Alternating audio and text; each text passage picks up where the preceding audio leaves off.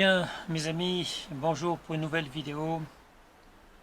Donc j'ai déjà publié une vidéo ce matin et si j'ai décidé de publier une nouvelle vidéo, de réaliser une nouvelle vidéo sur les actualités aujourd'hui, c'est parce que je viens de regarder les informations de BFM Télé,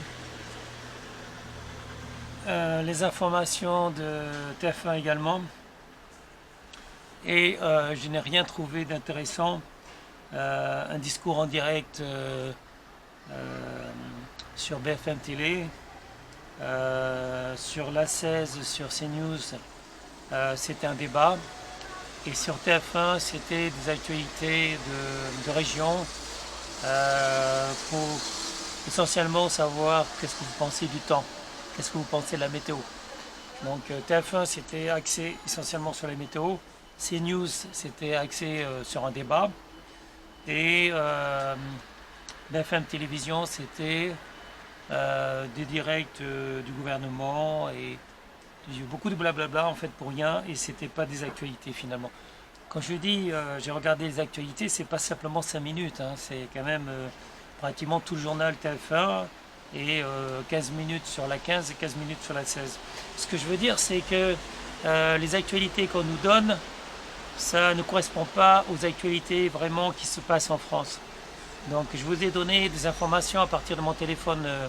J'avais les informations de Google sur mon téléphone. Là j'ai Alerte Info, Alerte Info sur le téléphone, et je voulais vous signaler les actualités qu'il y a actuellement sur Alerte Info. Par exemple, le corps sans vie de Victorine a été découvert. Donc c'est en Isère, la jeune fille de 18 ans qui a été disparue, qui est portée disparue samedi. En fait, ils ont retrouvé son corps. Le corps sans vie de Victorine Dartois vient d'être retrouvé par les gendarmes. Victorine, 18 ans, était portée disparue depuis samedi soir. Elle n'était pas rentrée chez elle à Villefontaine. Son corps sans vie a été découvert à la mi-journée ce lundi entre le stade de la Prairie, à proximité duquel elle avait disparu, et que j'attende le chargement de la page web.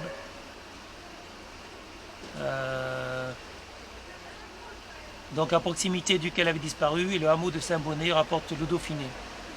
Donc les techniciens en identification criminelle de la gendarmerie sont attendus sur les lieux. Bon, on en saura un peu plus, mais visiblement, de toute façon c'est évident que c'est un meurtre, c'est pas un suicide. Et je suppose qu'elle a été violée et tuée. Donc on en saura un peu plus par la suite. Bon, je reviens sur les autres informations. Montpellier.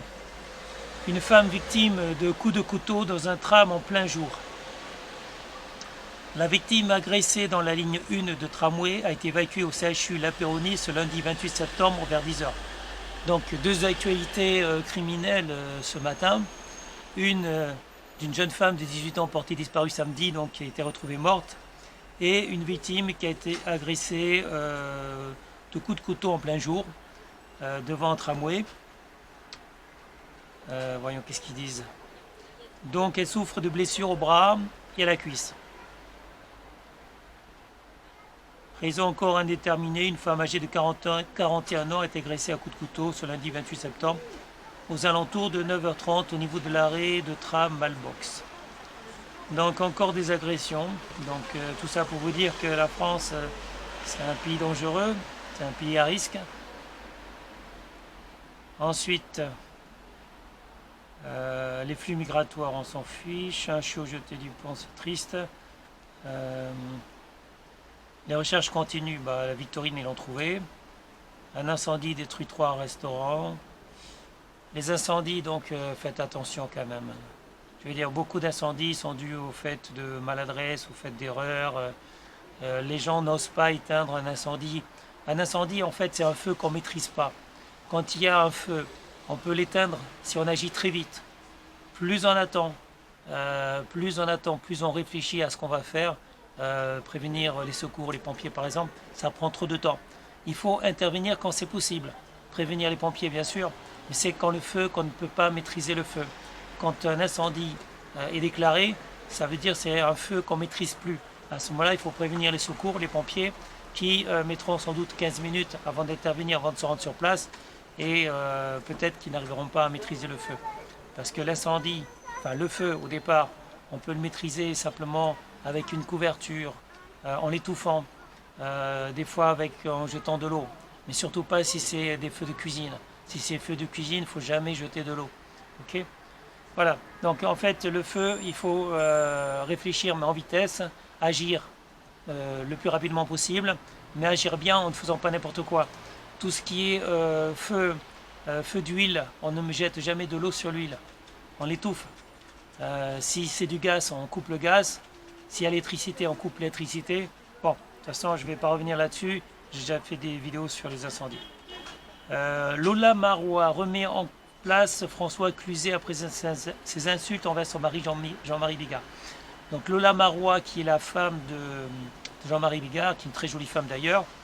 Jean-Marie Bigard, qui est un humoriste que j'aime bien, qui me fait rire. François Cluzet, qui est un acteur que je ne connais pas trop bien, s'est permis d'insulter ce qui ne se fait pas, Jean-Marie Bigard. Peut-être qu'ils se connaissent, je ne sais pas, peut-être qu'ils ont des différends. Mais en tout cas, Lola Marois, la femme de Jean-Marie Bigard, défend son mari, et ça c'est bien. Bravo madame. Crash d'un petit avion monomoteur à La Chevillotte dans le Doubs, 3 morts. Ça, il y a toujours des risques. Majorité de Français, on s'en fiche. Covid-19, des patrons de bar. Oui, majorité de Français, excusez-moi, c'est majorité de Français souhaitent le retour d'Édouard Philippe dans la vie politique. Moi, je ne souhaite pas le retour d'Édouard Philippe dans la vie politique. C'est comme si vous souhaitez le retour de François Hollande dans la vie politique. Personne n'a envie de revoir François Hollande dans la vie politique. Et je pense qu'Édouard Philippe, c'est pareil. Covid-19, des patrons de bar manifestent à Paris. Oui, mais je comprends les manifestations des patrons de bar. Pourquoi le virus il recommencerait à agir à partir de 22h? Qu'est-ce qu'on en sait si le virus est inactif jusqu'à 22h dans les bars et subitement à partir de 22h le virus commence à agir dans les bars et voilà, donc je ne sais pas trop, personnellement je ne vais pas dans les bars, mais je comprends pas trop pourquoi à 22h on doit fermer les bars doivent fermer, ça je comprends pas trop. Enfin bon bref. Diplomatie arménienne, 200 personnes font la fête. Ah oui, oui, oui, c'est intéressant ça. 200 personnes font la fête dans un appartement loué sur Airbnb. Le propriétaire est roué de coups. Le propriétaire a eu le malheur de louer son appartement à Paris à des personnes, ou une personne, je ne sais pas. Et cette personne-là a décidé d'en profiter pour faire une fête. Ils ont invité 200 personnes. Le propriétaire est arrivé, on a sans doute signalé au propriétaire qu'il y avait du bruit chez lui. Il est arrivé, il a essayé de mettre les 200 personnes dehors. Évidemment, ça ne s'est pas bien passé. Peut-être que ces 200 personnes qui étaient invitées avaient payé un droit d'entrée pour faire la fête. Et donc le propriétaire qui avait loué donc son appartement a voulu intervenir. Il a été roué de coups, il a été battu. Effectivement, il semblerait que depuis que les boîtes de nuit sont fermées depuis plusieurs mois, les appartements ou les maisons se transforment en boîtes de nuit et certains petits malins ont dû trouver l'idée de louer sur Airbnb des appartements, des grands appartements, pour les transformer en boîtes de nuit. Donc les gens qui ont dû payer pour rentrer dans cet appartement pour faire la fête, ils ont été déçus de devoir partir et ils l'ont très mal pris. Donc c'est pour ça que le propriétaire a été roué de coups. Je pense qu'il faut éviter de louer ses appartements, son appartement, ses maisons. Et je pense que les boîtes de nuit devraient rouvrir parce que c'est plus sûr d'avoir une boîte de nuit qui est ouverte plutôt que des appartements, des maisons qui sont des lieux privés, qui ne sont pas assurés, qui ne sont pas sécurisés en fait pour les incendies par exemple, qui ne sont pas sécurisés et qui n'ont pas le rôle non plus d'accueillir énormément de gens. Donc ces appartements, ces maisons individuelles sont un risque quand on les transforme en soirées, divertissement, en boîte de nuit. Donc il vaut mieux laisser les boîtes de nuit, les vraies boîtes de nuit ouvertes parce que c'est beaucoup plus sécure. Oui, Donald Trump, qui me fait rire parfois, n'a payé aucun impôt pendant 10 années sur 15. Bon, ça c'est pas normal. Tout le monde sait que Donald Trump, c'est une personne très riche. Il est millionnaire, ou milliardaire même. Donc en fait, d'après une enquête du New York Times publiée dimanche, ce monsieur Donald Trump n'aurait pas payé ses impôts pendant 10 ans, sur les 15 années qui ont précédé. Donc pour un président élu, un président des États-Unis, ça fait pas très bien de ne pas payer ses impôts. C'est pas un bon message en fait qu'on donne aux personnes, parce que sinon les Américains vont se dire, si le président ne paye pas ses impôts, lui qui est très riche, pourquoi moi je les paierai? Eh bien, je crois que j'ai fait le tour des informations. Oui, il y a Fabrice Lucchini que j'aime bien, qui est un bon acteur de théâtre et donc qui a tourné dans plein de films. Dit son admiration pour Didier Raoult. Donc il est fasciné, c'est un immense clinicien, Fabrice Lucchini, qui est fasciné par Didier Raoult. Et d'ailleurs, ça me fait penser que Fabrice Lucchini, qui est un orateur hors pair, c'est-à-dire que c'est un homme qui adore parler, qui adore s'écouter et qui prend plaisir à parler, eh bien Didier Raoult est un peu de la même veine en fait. Didier Raoult, c'est un clinicien, c'est un brillant chercheur, mais qui adore aussi parler, qui adore les médias, qui s'exprime, qui adore entendre sa voix et qui le fait très bien. Donc on a là deux personnes, Fabrice Lucchini, l'acteur, et Didier Raoult, le médecin, le chercheur, qui tous les deux adorent parler, adorent s'entendre et sont accros aux médias. Bravo les deux, parce que je les aime bien de toute façon. Bon, je crois que j'ai fait le tour. Voilà, il n'y a plus rien. Bon, mes amis, c'était les petites nouvelles du jour. C'est mon actualité numéro 2. Donc j'enlève mes lunettes. Donc c'était l'actualité numéro 2 concernant les nouvelles du jour. Et cette fois-ci, j'ai parlé sans mon verre d'eau. Donc comme vous voyez, ça commence à marcher, ça commence à agir. Je suis désormais capable de m'exprimer pendant un certain temps sans avoir besoin d'eau et sans que ma voix devienne rauque comme auparavant. Donc voilà. Je ne sais pas si je vais pouvoir faire ça souvent, si je vais être capable de parler pendant 10-15 minutes, voire 20 minutes sans l'obligation de boire de l'eau pendant que je parle. Mais pour moi, c'est un défi, c'est un challenge. Et voilà, je suis assez content de moi. Donc voilà, pour vous mes amis, pour les 660 abonnés qui me suivent, je vous dis un grand merci de me suivre, même si vous n'êtes pas très nombreux. Je disais ce matin que Squeezie, par exemple, il a 15 millions d'abonnés qui le suivent. 15 millions d'abonnés, quand moi ce matin j'en ai 663 il me semble. Donc 15 millions d'abonnés contre 663, c'est rien.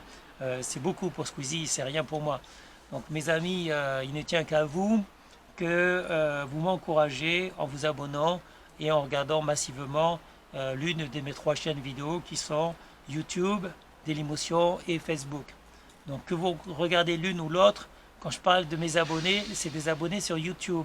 Je ne compte pas les personnes qui me suivent sur Facebook, je ne compte pas les personnes qui me suivent sur Dailymotion. On va dire que YouTube est ma principale chaîne et donc j'ai décidé de prendre en compte d'abord cette chaîne-là, cette chaîne qui est sur YouTube, donc sachant que mes vidéos normalement sont diffusées sur les 3 plateformes qui sont YouTube, Dailymotion et Facebook. Voilà, donc c'est diffusé sur les 3 plateformes. Je pense que YouTube c'est la plus vue, c'est celle où j'héberge le plus de vidéos et peut-être sans doute celle donc qui a le plus de vues. Moi j'en suis pas sûr en fait. Voilà mes amis, c'est tout pour aujourd'hui parce que je vais travailler ce soir et merci de continuer à me suivre. Comme je l'ai dit ce matin et comme je vais le dire à nouveau, moi je cherche des partenariats, je cherche des sponsors, je veux réaliser un maximum de vidéos, plus en plus de vidéos dans l'année. C'est-à-dire que désormais, depuis que j'ai repris ma chaîne il y a environ 2 ou 3 mois, je réalise 1 ou 2 vidéos par jour, c'est-à-dire entre 300 et 600 vidéos par an. Et donc mon but c'est de réaliser un maximum de vidéos, arriver un jour à gagner de l'argent avec, ce qui n'est pas encore le cas. Et donc j'ai pas de projet, j'ai pas trop d'idées. Moi j'attends vos projets, j'attends vos idées. Proposez-moi quelque chose mes amis, proposez-moi des idées de projets, des idées de vidéos, que ce soit de la comédie, que ce soit du divertissement, que ce soit de l'humour. que ce soit des documentaires, que ce soit de l'action, quels que soient les projets, je les regarderai, je vous entendrai si vous avez quelque chose à me dire et on pourra peut-être en faire certains ensemble. Voilà, je pense que j'ai fait le tour. Et sur ce, je vous dis à bientôt parce que de toute façon, je vais me reposer un petit peu et on aura toujours la possibilité de reparler de tout ça demain, puisque demain je ferai une nouvelle vidéo. Merci mes amis, à très bientôt, au revoir.